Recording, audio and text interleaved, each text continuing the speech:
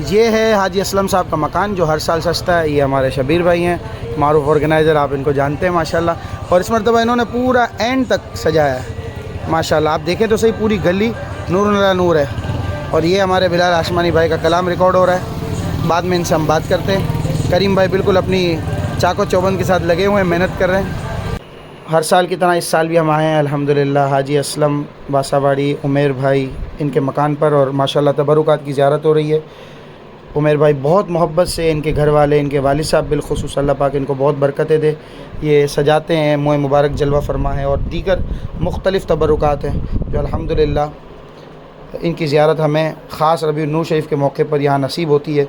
अल्लाह पाक इनको बहुत बरकतें अता फ़रमाए। बाहर आप इनका घर भी देखिए जो हर साल ही माशाल्लाह एक रौनक समा इस इलाके में बना देता है।